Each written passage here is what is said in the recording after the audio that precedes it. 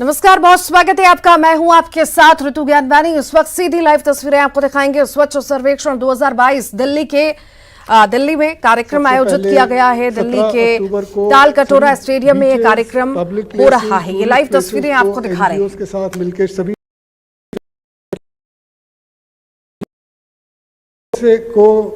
की रीप्रोसेसिंग और उससे वेस्ट से कैसे टॉयज बनाते हैं, इस पे एक चैलेंज शुरू किया।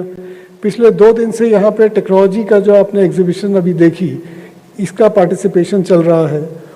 और 2 तारीख से हम लोग रेलवे के साथ मिलके रेलवे स्टेशनों के बाहर रेलवे पटरी में कैसे शहर और रेलवे मिलके उनकी क्लीनिंग करें और आगे ऐसे ही हाईवे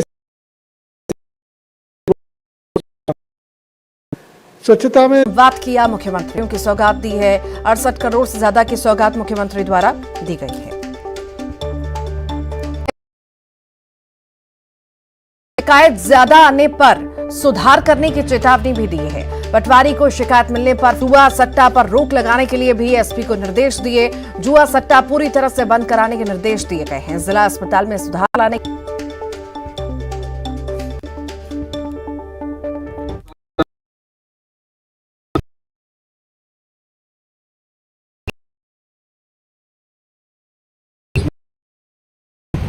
कुछ सड़कें हैं जो राष्ट्रीय राजमार्ग है, खासकर जो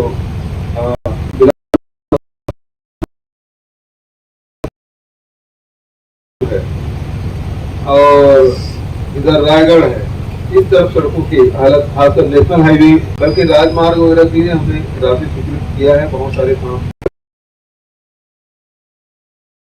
चाहे किसान हो, चाहे मजदूर हो, चाहे वनांचल में लघु अनुपज संग्रहण करने वाले हो, चाहे वो गौपालक हो, गोबर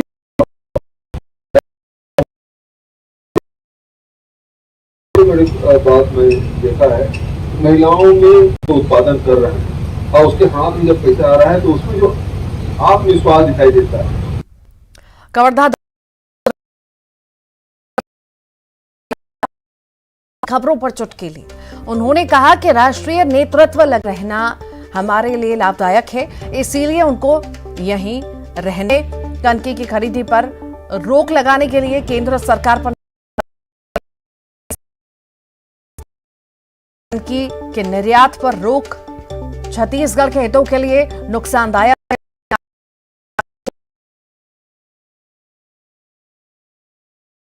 आदिवासी के हक की लड़ाई लड़ रही है।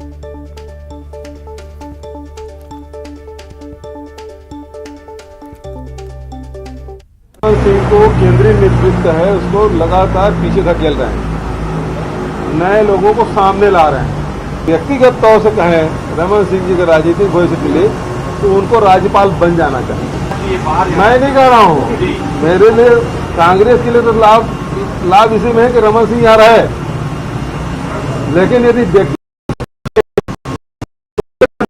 हिसाब से तो उनको राज्यपाल बन जाना चाहिए। बिल्कुल गलत किया है। आयरन ओर के नुकसानदायक है। आयरन ओर में निर्यात में रोक लगाया और किसानों का धान है वो 1900 से लेकर 2400 रुपये तक के प्रति क्विंटल मंडियों में बिक रहा था। ये पहली बार ऐसा हुआ। अब प्रतिबंधित करने के कारण से अब वो धान की कीमत में 300 रुपये की गिरावट आई। ये फर्क पड़ा है, तो निर्यात क्यों रोकना चाहिए? भारतीय जनता पार्टी आरक्षण के मामले में अपनी स्थिति स्पष्ट करे। मैं कल भी बोला था जाते जाते और आज भी बोल रहा हूं, वो आरक्षण के मामले में अपनी स्थिति स्पष्ट करे। मैं ये पूछना चाहता हूं कि वो आरक्षण के बारे में क्या कहते हैं। हाँ, आरक्षण के मामले में मेरा कहना स्पष्ट है कि हम तो लड़ाई लड़ रहे हैं। आदिवासियों के हक की बात थी। 2005 से भारत सरकार का निर्देश आ गया था कि अनुसूचित जाति जनजाति को उसके जनसंख्या के अनुसार उनको उतना प्रतिशत आरक्षण दिया जाए, लेकिन रमन सिंह 2005 से लेकर 2011 तक के रोक लगा कर रखे थे। 2011 में जब आंदोलन हुआ तो 2012 में उन्होंने फिर एक नोटिफिकेशन लिया और उसके बाद लोग कोर्ट गए और कोर्ट में स्टे लिया राज्य सरकार ने। उसके बाद उन्होंने 6 साल उनको मौका मिला, 12 से लेकर 18 तक के, लेकिन जो CS की कमेटी बनी थी उसकी रिपोर्ट सबमिट हाई कोर्ट में नहीं किया। ननकी राम कंवर के अध्यक्षता में कमेटी बनी थी, उस रिपोर्ट को भी सबमिट नहीं किया। इन 6 सालों में रमन सरकार ने किया क्या? रायपुर से बड़ी खबर है, आकाश शर्मा को प्रदेश युवा कांग्रेस की कमान दी गई है। युवा कांग्रेस के प्रदेश अध्यक्ष बने हैं आकाश शर्मा। युवा संगठन चुनाव के परिणाम घोषित हुए हैं। आकाश शर्मा और मोनू अवस्थी के बीच ये मुकाबला हुआ था। प्रदेश पदाधिकारी के 100 पदों के भी परिणाम घोषित हुए हैं। जिला और विधानसभा अध्यक्ष के नामों की भी घोषणा हुई है। विनोद कश्यप रायपुर जिला अध्यक्ष बने हैं। समीर भट्ट रायपुर दक्षिण विधानसभा, आजाद वर्मा पश्चिम विधानसभा अध्यक्ष, उत्तर विधानसभा के अध्यक्ष बने हैं पलाश मल्होत्रा। सजल चंद्राकर बने हैं रायपुर ग्रामीण विधानसभा अध्यक्ष।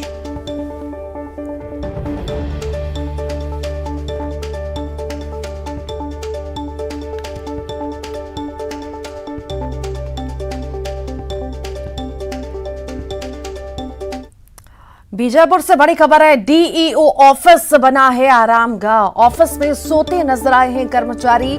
डीईओ ऑफिस में कर्मचारी सो रहे हैं और कर्मचारियों का वीडियो अब वायरल हुआ है। कोई टेबल पर पैर रखकर सो रहा है, कोई टेबल पर सिर रखकर सो रहा है। ये तस्वीरें आपके सामने हैं।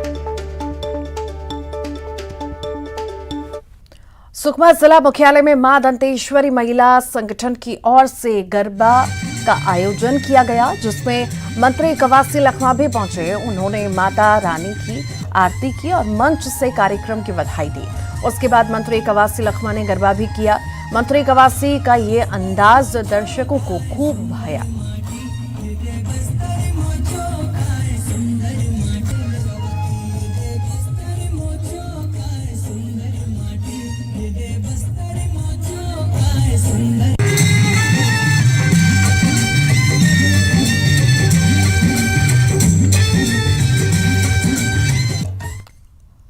कोंडागांव में नवरात्रि पर गरबा डांडिया की धूम मची है और जगह जगह गरबा का आयोजन किया जा रहा है। माता के सामने गरबा डांडिया कर मां को प्रसन्न किया जा रहा है। गुजराती समाज के बुजुर्ग से लेकर बच्चे सभी गरबा कर रहे हैं।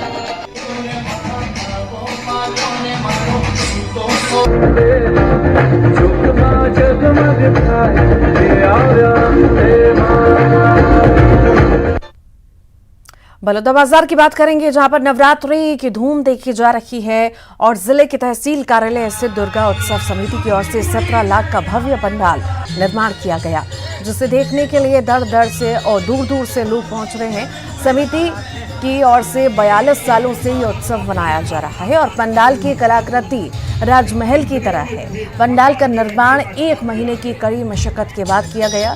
बाहर से आए कारीगरों ने पंडाल का निर्माण किया है। ये 42वां साल है इस दुर्गा पंडाल का। लगभग मेरे को 25 साल इस समिति में हो गया है और हर साल कुछ न कुछ भव्य करने की अपन कोशिश करते हैं। इस साल जैसे कि राजनांदगांव से झांकी आई है, रायपुर से भी झांकी आई है और मूर्ति हनौत दुर्ग से आई हुई है और भव्य पंडाल बनाया गया है। और 9 दिन की पूजा में दुर्गा चालीसा पूरे पाठ ढोल नगाड़े के साथ आरती होती है। ग्रामीण से बहुत लोग आते हैं और काफी तादाद में भीड़ रहती है, जिसे हमको निकालना पड़ता है लोगों को पंडाल से, मतलब जल्दी दर्शन करें। ऐसा असर पड़ा है, लेकिन ऐसा लगता है नवरात्रि का आज 5वां दिन है और बलौदाबाजार जिले का जो भव्य पंडाल है कैमरे से दिखाना चाहता हूं। देख सकते हैं किस तरह से नवरात्रि का भव्य पंडाल देख रहे हैं आप। लोगों की हजारों यहाँ पर रोजाना पहुंच रही है और वहीं आपको बता दें कि तमाम जो भीड़ आप देख रहे हैं वे रोजाना यहाँ दर्शन करने पहुंचते हैं। कितने लोग यहाँ पर पहुंच रहे हैं, क्या लागत है पंडाल को बनाने को लेकर? जी निश्चित रूप से मैं जहाँ तक बलौदाबाजार जिले में 3 दिन से घूम रहा हूँ, तो हमारे हिसाब से तो बलौदाबाजार में ये सबसे बड़ा एक पंडाल मेरे को नजर आ रहा है और हम लोग समिति के लोग काफी मेहनत करते हैं इसके लिए। और पंडाल की लागत की बात की जाए तो लगभग पंडाल में टोटल हमको खर्च आता है यहाँ से 15 से 16 लाख रुपए के आसपास। कितने लोग यहाँ पहुँच रहे हैं रोजाना? अब बारिश की वजह से तो अभी लगभग कुछ कम है, लेकिन भीड़ आरती के समय हमारे यहाँ भव्य आरती जो होती है ढोल नगाड़े के साथ आरती कराते हैं, उस समय हमारे पास पंडाल में भीड़ इतनी हो जाती है कि हमारे पास वहाँ से लोगों को हटाना पड़ता है। लोगों को जगह दिलाने के लिए बार बार बोलते रहना पड़ता है माइक में। ऐसी स्थिति शारदीय नवरात्र धमतरी में भी धूमधाम से मनाया जा रहा है और शहर के करीब हर मोहल्ले में दुर्गा पंडाल बने हैं, लेकिन गणेश चौक का पंडाल सबसे अलग है। यहाँ शक्ति की भक्ति के साथ भारत माता की भक्ति और देश के महान लोगों को पंडाल में सजाया गया है। इस पंडाल की थीम अखंड भारत पर केंद्रित है। वो चाहते नहीं कि पूरा अपना जीवन।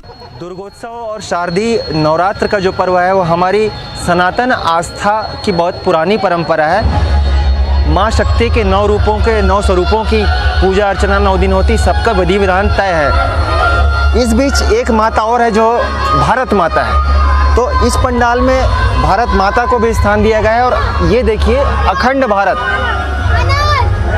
अखंड भारत को चित्रित किया गया है, प्रेरित किया है। इस बीच में हृदय स्थल में जो नक्शे के दुर्गा माता शक्ति का जो स्वरूप है वो है। और पंडाल में चारों तरफ जो हमारे महान भारतीय हुए हैं इतिहास में, उनके गुरु हुए हैं और बड़े राजा हुए हैं जिन्होंने देश के दुश्मनों से अपने अपने तरीकों से लड़ाई लड़ी है। उसमें चाहे सुभाष चंद्र बोस की बात कर लें, सरदार वल्लभ भाई पटेल की बात कर लें, बाबा गुरु घासीदास की बात कर लें, सामाजिक कुरीतियों से लड़े। जो देश के जो इस तरह के दुश्मन थे उन्हें यहाँ पर उकेरा गया है। यहाँ पर भक्त खड़े हैं भगवान के। पंडाल के बारे में जो सजावट है, जो थीम है इसके बारे में क्या कहेंगे? ये अखंड भारत, जो पहले हमारा भारत देश अखंड था वह जो खंड खंड हो गया है, उसके बारे में यह थीम रखा गया है यहाँ पर। और ये देख के बहुत मन में एक अलग सा खून में उबाल आता है। ये देख के लगता है कि हमको आने वाली पीढ़ी तक ये बात समझाना है। ग्वालियर से बड़ी खबर है। हाईवे पर ट्रक में भीषण आग लगी है। केमिकल से भरे ट्रक को अज्ञात वाहन ने टक्कर मार दी। टक्कर के बाद ट्रक में विस्फोट हो गया और हादसे में कोई जनहानि की खबर नहीं है। मोहना थाना इलाके की ये घटना बता रहे हैं, जहां पर ट्रक में विस्फोट हुआ है टक्कर के बाद। तस्वीरें आपके टीवी स्क्रीन पर ग्वालियर की तस्वीरें हैं, जहां पर ट्रक में भीषण आग लगी है। टक्कर मारी गई थी अज्ञात वाहन की ओर से और उसके बाद ट्रक में विस्फोट हुआ। ट्रक में दरअसल केमिकल भरा हुआ था और उसी वजह से टक्कर लगने की वजह से ये बड़ा हादसा हुआ है। हालांकि इसमें किसी भी तरह की जनहानि की कोई खबर नहीं है।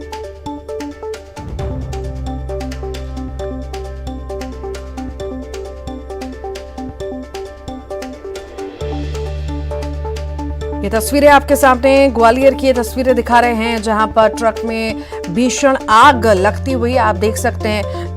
आग का गोला ट्रक बन चुका है। दरअसल इसमें केमिकल भरा हुआ था और अचानक से अज्ञात वाहन ने ट्रक में टक्कर मार दी, जिस वजह से विस्फोट हुआ अचानक से।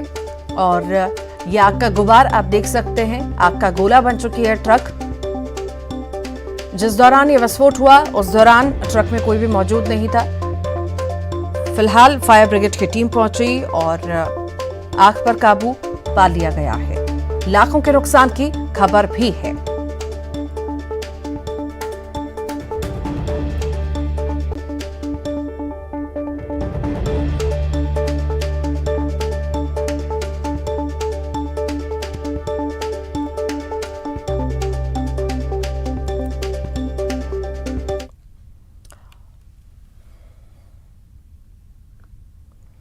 स्वच्छ सर्वेक्षण 2022 दिल्ली के ताल कटोरा स्टेडियम में कार्यक्रम हो रहा है और देश के सबसे स्वच्छ शहरों को सम्मान मिलेगा। इंदौर फिर आ सकता है अव्वल। स्वच्छता में पंच के बाद अब छक्का लगा सकता है इंदौर। सफाई के साथ ही कमाई और सफाई मित्रों की सुरक्षा में इंदौर ने बेहतर काम किया है। दिल्ली में प्रोग्राम चल रहा है और लाइव तस्वीरें भी आपको दिखाते हैं।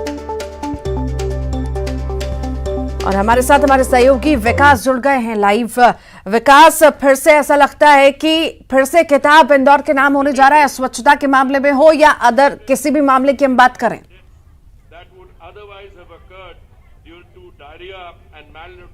जी बिल्कुल, ये अभी अनौपचारिक जानकारी है, लेकिन ये बिल्कुल जानकारी प्राप्त हो पा रही है कि अब से कुछ देर बाद ऑफिशियली अनाउंस कर दिया जाएगा कि इंदौर ने एक बार फिर स्वच्छता में छक्का लगा लिया है। इंदौर की अगर बात की जाए तो सफाई के साथ साथ कमाई में इंदौर लगातार अव्वल रहा है। स्वच्छता सर्वेक्षण का अनाउंसमेंट जो है उसका फैसला जो अब से कुछ देर बाद अनाउंस किया जाएगा, लेकिन उससे पहले जो है वो पूरे शहर भर में जोश का माहौल देखने को मिल रहा है। नगर निगम के द्वारा इंदौर शहर में लगभग 11 स्थानों पर बड़ी एलसीडी स्क्रीन लगाई गई है, जहां पर शहरवासियों के साथ साथ में बड़ी संख्या में सफाई मित्र मौजूद हैं। इसके अलावा शहरवासी मौजूद हैं जो एक बार फिर से उन्हें बड़ा जोश है, उन्हें इस बात का पूरा भरोसा है कि अब से कुछ देर बाद ही अनाउंस कर दिया जाएगा कि इंदौर ने एक बार फिर से सफाई में छक्का लगा लिया है। आज देखिए ये भरोसा है, ये बताता है जो लोगों ने दिन रात कड़ी अथक मेहनत की है और वही उनके प्रयास है जो अब कुछ देर बाद सफल होंगे और एक बार फिर से ऑफिशियली अनाउंस कर दिया जाएगा कि इंदौर ने स्वच्छता में पंच के बाद अब फिर छक्का लगा लिया है। हालांकि ये एक इंदौर का ही अनूठा प्रयास है, ही मेहनत है जो सफाई में अव्वल है। अब ये माना जा सकता है कि पहले शासन ने ये प्रयास किए थे, उसका प्रशासन ने उसका इम्प्लीमेंटेशन किया, लेकिन अब उसके बाद कहीं न कहीं स्वशासन ही है आम जनता का, जिसकी वजह से वह खुद जो यहाँ की जो सफाई व्यवस्था है उनकी आदत में शामिल हो गई है। उन्हें आदत हो गई है कि कैसे सफाई करना है, कैसे कचरे का सेग्रीगेशन करना है और कैसे किस तरीके से कचरे को फिल्ट्राइजेशन के माध्यम से कचरे की गाड़ी में पहुंचाना है और उसके बाद नगर निगम का दारोमदार शुरू होता है। नगर निगम उस कचरे का सेग्रीगेशन करने के साथ साथ उसको इस तरीके से उपयोग करता है ताकि उससे कमाई भी की जा सके। गौरतलब है कि इंदौर के देवगुरारिया इलाके में एक बहुत बड़ा ट्रैकिंग ग्राउंड जो पहले कचरे के ढेर के तौर पर तब्दील हुआ करता था, लेकिन अब जो है उस कचरे के ढेर से निकलने वाले तो अलग अलग कचरे हैं उसका सेग्रीगेशन किया जाता है और उसके ही माध्यम से अब कहीं ना कहीं उसमें बड़ी संख्या में गैस का उत्पादन किया जा सकता है। ये जो प्लांट है ये देश का अब तक का सबसे बड़ा प्लांट माना जा रहा है, बताया जा रहा है। ये देखिए इस वक्त हम 56 बाजार में मौजूद है, यहाँ पर बड़ी एलईडी स्क्रीन लगाई गई है। शहरवासी जो है वो बेहद जोश में नजर आ रहे हैं। ये ऐसी जगह है जहाँ जिसको लोग खाने पीने के तौर पे पसंद करते हैं। यहाँ बड़ी संख्या में न सिर्फ शहरवासी बल्कि बाहर से भी लोग आते हैं। आप ये यहाँ पर देखिए कि एक जो भरोसा है देश का, भरोसा है शहर का कि इंदौर जो है वो स्वच्छता में अव्वल आएगा। ये यहाँ पर इतने बेहतर तरीके से सभी चीजों का को इम्प्लीमेंटेशन किया जाता है कि जो कचरा है वो कैसे उसको फिल्टर करना है। तो वाकई में ये अभी विकास, इंदौर ने पूरे देश में ही मिसाल पेश की स्वच्छता के मामले में और नगर निगम के साथ ही जनता कितनी जागरूक है ये तो साफ तौर से हर बार के अवार्ड से हम देख ही रहे हैं। 2017 से लगातार इंदौर जीता आ रहा है, पर इस बार क्या हम ये उम्मीद लगाएं जिस तरह से 2 सालों से अवार्ड की संख्या बढ़ रही है, इस बार भी बढ़ सकती है? जी बिल्कुल, अगर हम बात करें तो न सिर्फ पिछली बार स्वच्छता का बल्कि सफाई मित्रों की सुरक्षा को लेकर के भी अवार्ड जो है वो इंदौर के खाते में आया था और ये बिल्कुल तय माना जा रहा है क्योंकि इस बार जो अवार्ड की संख्या है वो बढ़ने ही वाली है। कई ऐसे अवार्ड हैं जिसमें इंदौर कहीं ना कहीं अव्वल साबित होगा। अभी ये माना जा सकता है कि इंदौर जो है, इंदौर और इंदौरियों को अव्वल रहने की आदत हो गई है, उन्हें हमेशा प्रथम स्थान हासिल करने की आदत सी हो गई है।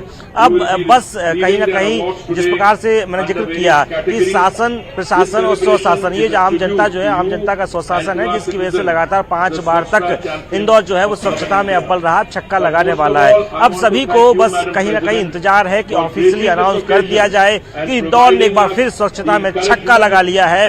उसके बाद जो है कहीं ना कहीं एक बार फिर शहरवासी जोश के माहौल में देखने को मिलेंगे। अब से कुछ देर पहले ही जैसे ही अनऑफिशियली इस बात की जानकारी प्राप्त हो रही है कि इंदौर छक्का लगा चुका है, तो यहाँ पर सफाई मित्रों का जोरदार डांस जो है वो देखने को मिला। पिछले कुछ सालों की अगर बात की जाए तो सफाई मित्रों बस कुछ और देर का इंतजार सिक्सर की हर किसी को इंतजार है। इंदौर वासी इंतजार कर रहे हैं कि कब ये खबर आएगी कि इंदौर ने सिक्सर लगाया है। बहुत बहुत शुक्रिया विकास। इसी के साथ ही फिलहाल के इस बुलेटिन में इतना ही।